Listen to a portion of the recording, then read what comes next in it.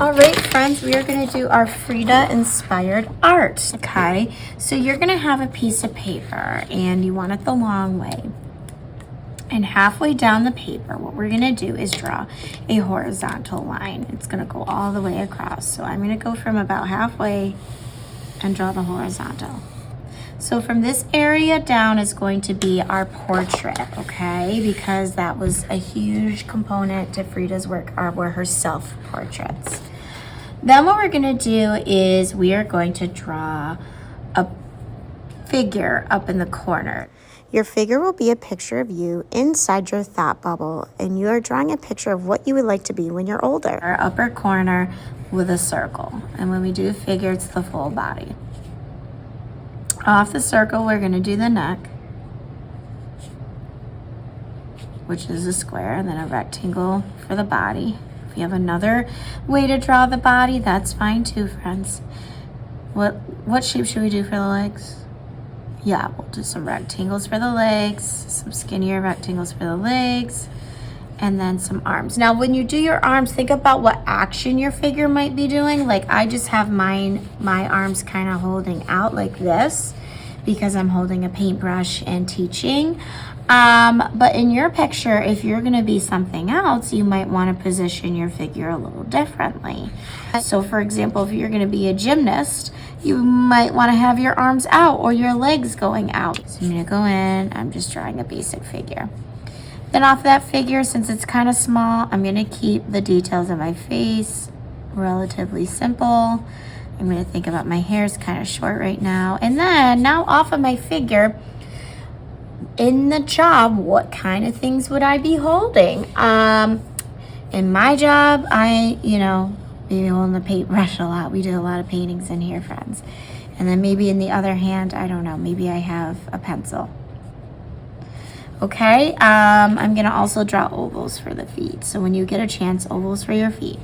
Then think about what your uniform's going to be. Mine's pretty simple. We just wear everyday clothes, but I do have my ID badge, so I'm gonna put that on.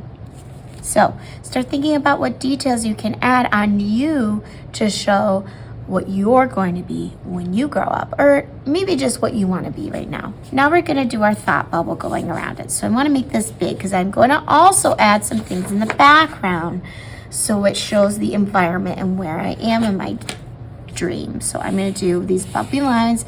I'm not getting that close to the figure. I'm almost even, look at this, filling up the entire half of my paper with some bumpy clouds that connect.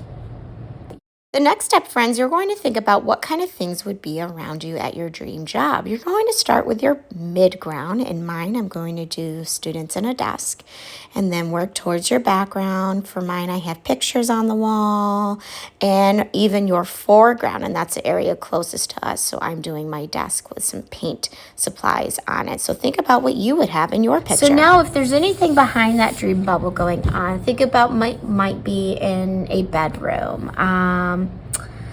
I don't know, maybe there's a window in the bedroom while I'm sleeping, so I'm gonna draw that. And maybe there's a door.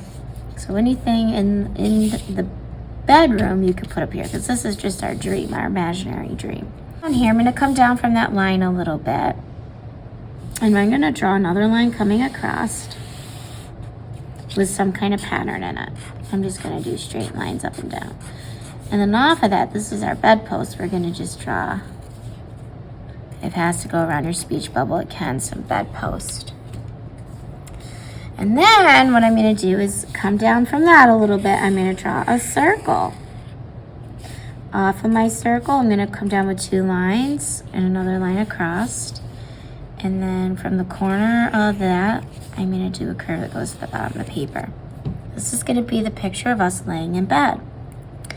All right, now what I'm gonna do is I'm gonna draw my face. Now when I draw my face, I'm gonna do a picture of me sleeping. So I'm gonna come in the middle of my head, I'm gonna do 2 downwards curves with some lines for my eyelashes, an L for my nose, and a curve for my lips because I'm smiling. I'm gonna do 2 C's for my ears and my portrait. And then for my eyebrows, I'm going to give my eyebrows the Frida Kahlo eyebrows. And she was known for doing her unibrow in her work. She was very proud of the way she looked and she did not care. And in honor of that, I'm going to give myself a big unibrow because I love that she did that. If you don't want to do that and you just want 2 eyebrows, that's fine too. So now I'm going to think of what my hair looks when I'm sleeping.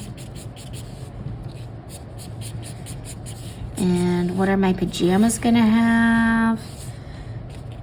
I might just do some little buttons. You can draw any little, sometimes people like to draw a little teddy bear. Okay, now we're gonna do the pillow. And the pillow's gonna have 2 lines equal length that come out behind my head. Then 2 equal length lines that come up. And those will come higher than my head because we're gonna come across. And now a line that comes across and meets, and that's my pillow. I'm just gonna do some little U's in it to look like my head is adding some indents. And then around the pillow, some kind of design to look like the pillowcase. I'm just gonna do some bumpy lines around my pillow. And I know sometimes, friends, when we sleep, we have the blanket on us, but I'm just gonna have the blanket behind me. I'm gonna do a wavy line that comes across with some kind of pattern. Okay, friends, so that's our Frida Kahlo inspired drawing. You should have a portrait of you laying in bed. We can, even if you want to add patterns on your sheets, you can. You should have a portrait of you laying in bed with a thought bubble above you, showing us what your dream is and what you want to be when you get older. Perfect.